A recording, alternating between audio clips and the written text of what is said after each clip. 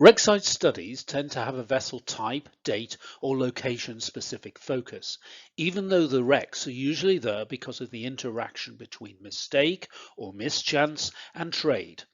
A wreck tends to be important because it's, say, a Dutch flute or an American clipper, rather than because it's part of the process of getting a commodity to market.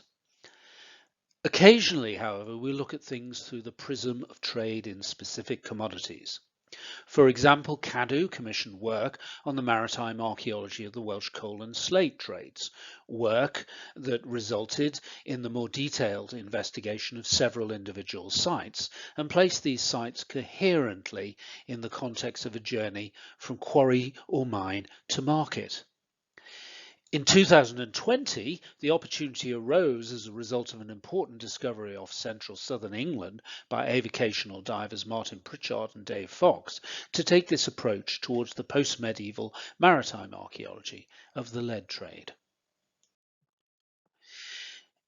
As we all know, lead is a historically important industry and trade. Historic England estimates that approximately 10,000 lead industry sites survive in England, dating from the later Bronze Age until the present day. Approximately 250 of these have been identified as being of national importance. However, the archaeological evidence for the movement of lead to distribution centres and markets, particularly at sea, is fairly poorly understood from an archaeological perspective. Despite encouraging a broader contextual approach, the archaeological research framework produced for the mining and quarrying industries in England does not consider how the lead industry used maritime transport to distribute its products and makes no research recommendations in this respect. Furthermore, although both inland and open water transport was key to the post-medieval lead industry because of the low price to weight ratio of its product, the remains of the vessels involved are not particularly well represented in the designated or scheduled archaeological record. However, the discovery made by Martin and Dave helps change that.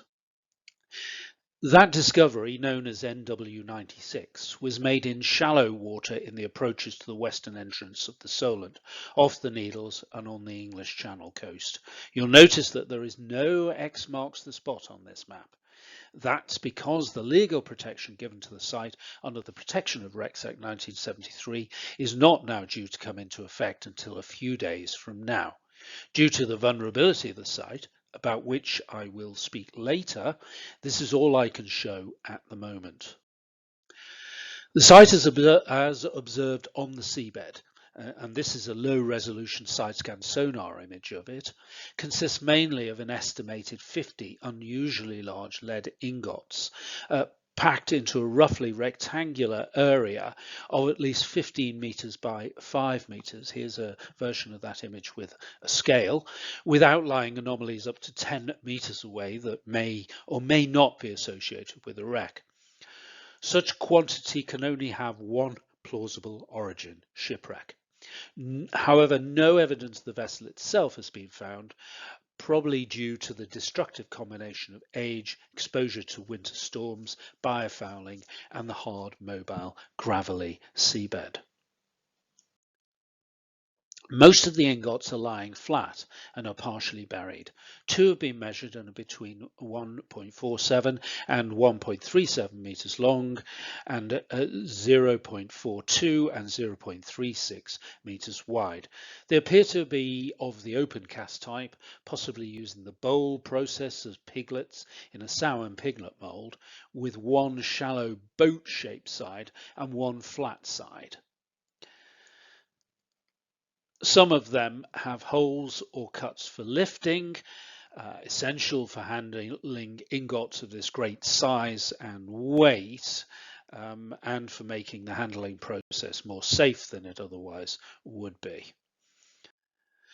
Some are upended. This one shows clear evidence for the high mobility and aggression of the surface deposits of gravel and cobbles, which created a polished, eroded surface band on the metal of the ingot. The wreck is not definitively dated.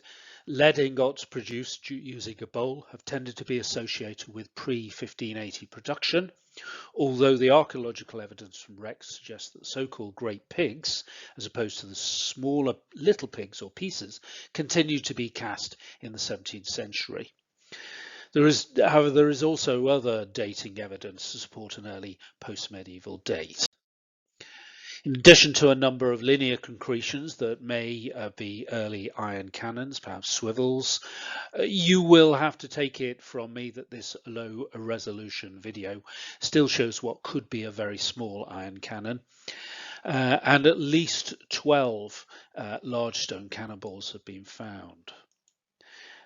Stone cannonballs like this one on the site with hand for scale fell out of use during the late 16th century. It's therefore likely that the site is the wreck of a large armed and currently unidentified merchant ship of the 16th or possibly even very late 15th century, I should say. The lead ingots were almost certainly functioning as a ship's ballast, as well as being carried as a major part of its cargo. The discovery prompted not only a historic England investigation of the wreck, but also a supporting scoping study looking at the maritime archaeology of the lead trade between 1399 and 1800 in English territorial waters, in other words, coastal waters. The scope covered both coastwise transport and the export of English lead, England traditionally being an exporter of lead, as well as the strays blown onto the English coast while carrying European lead or English lead that had already been exported to a distribution port, for example, in the Low Countries. The scoping study identified a total of 55 losses of ships carrying lead cargo recorded by Historic England's research records for the period concerned. You can see here that if the loss dates are broken down by century, there is a clear bias towards the 18th century. This may reflect the expansion of the lead trade and the growth of intensive large-scale lead deposit exploitation that characterized the first half of that century, with lead exports growing from 8,000 to almost 20,000 tons by the 1760s. As the records contain recorded losses as well as known wrecks, it may also be partly the result of better reporting of marine casualties as the centuries progressed. The wrecks of only 11 or possibly 12 of these have been located, which suggests that the potential for further discoveries of seagoing vessels used to transport lead is considerable. Distribution can be seen here. It should be remembered that the story was limited to territorial waters, although historically most losses are likely to have occurred along the coast. Approximately 3/4 of the losses departed from English ports, the remaining quarter from foreign ports, although they may still have been carrying lead that originated from England. The losses that can be seen clustered along the south coast include strays or vessels travelling through the English Channel that had the misfortune to be blown onto the coast and wrecked by force of weather. These may or may not have been carrying English lead, though ports in the Netherlands traded a great deal of it, particularly to their markets in the Far East. There is an obvious concentration along the East Coast, reflecting the fact that the East Coast ports, including Hull and Stockton, could be accessed from where the preponderance of production was, in Derbyshire, Yorkshire and the North Pennines, although it should be said that Chester was important in distributing North Wales production. Although not geographically close to the production area, as a centre of finance and influence, the Port of London retained a very considerable importance in the trade throughout this period, enjoying a virtual monopoly of lead exports for much of it. Considerable quantity of lead was carried coastally to London, being exported through it or one of its outports. However, in 1492, Henry VIII correction, Henry VII, not a king to do a favour that had not been paid for, granted Southampton a monopoly of the valuable lead export trade. And this event leads us to some interesting speculation about the identity of NW96. In the late 15th century in particular, the numerous Italian merchants present in the city appear to have had an important role. Whilst London merchants eventually took over and the Southampton monopoly expired in the early 16th century, it's becoming a London outport in respect of lead. Italians seem to have continued to be involved in lead exports. And we can see this in a lawsuit heard before the Admiralty Court in 1547/8, brought against the Salver, who had been working for a consortium of Venetian merchants to salvage their ship, the St Mary and St Edward in the Solent area. Sadly not our wreck, by the way. And the lawsuit heard, the court heard from the Salver's Ghanaian diver, Jacques Francis, who has today become one of our black Tudors, that they heard that the lead salvaged and sold by the Salver was not from the ship, but from what Jacques Francis described as a vessel he had helped salvage the year before from near the Needles. So could this be a reference to NW96? Well, simply we don't know at this stage, but the connection is possible. Correct date range and the stone shot, two of which have been recovered, is not actually English stone, but an unidentified foreign stone. So putting 2 and 2 together and quite possibly getting 8, do we have a Venetian or other Italian merchant ship exporting English lead from Southampton? Again, we don't know, but at least we have a theory to work on. Although NW96 was the oldest lead transport identified by the scoping study, there were 2 other 16th century wrecks. These are the well-known Gresham ship from the Thames estuary and the Bartholomew Ledgers wreck in the Isles of Scilly. The so-called Gresham wreck, which you can see here as excavated in 2004, is probably the Cherubim, owned by the Levant Company and lost in 1603. Yes, I do know that that's not the 16th century, technically. Lost en route for Ireland from London with a part cargo of boat-shaped ingots, red lead, and 2,700 ingots of tin. Much of this was recovered in the 19th century and at 600 millimeters by 220 millimeters, an average weight of 56 kilograms each. The ingots recovered during archaeological excavation in the early 2000s are an order of magnitude smaller than those from NW96. Isotopic analysis suggests that the lead is British and could be linked to the Boldero merchant family active in the Eastlands Company set up in the late 16th century to foster trade with Scandinavia and the Baltic.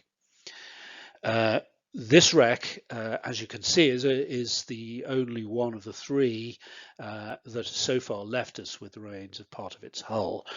Study found no indication that specialist vessels were used for carriage of lead. It's likely that typical coastal and blue water shipping for the period was used. The Bartholomew Ledgers site is late 16th or early 17th century and could be the San Bartolome of 1597. Prior to designation of protected wreck in 1980, at least 80 and possibly as many as 130 ingots were salvaged, only 42 of which were recorded and only 3 of which appear to be in publicly accessible collections, the remainder having probably been largely melted down. The illustration shows one of the Italian merchants' marks found on the ingots recovered from the site on the left, together with a surviving ingot in the Isles of Scilly Museum. Some of the ingots from NW96 also have impressed marks. One has a number of cross-like markings within an impressed square. Another has a distinctive impressed sort of 4 lines and oval impressions. Another has plus and 3 lines. All were probably created with a specialist tool or stamp. Stamps found on ingots are known to be added by both smelters and merchants, and are chiefly known from wreck sites, although the stamps of some 16th century Italian merchants known from court records of the period in the National Archives. Those are unusual in that they are associated with identifiable persons or organisations. Post-medieval stamps have a wide range of motifs that include numbers, letters, initials, ciphers, and occasionally dates. The stamps found on the NW96 ingots are currently unidentified. But it may be that further research, aided by isotope analysis to identify the era of production, may provide a solution.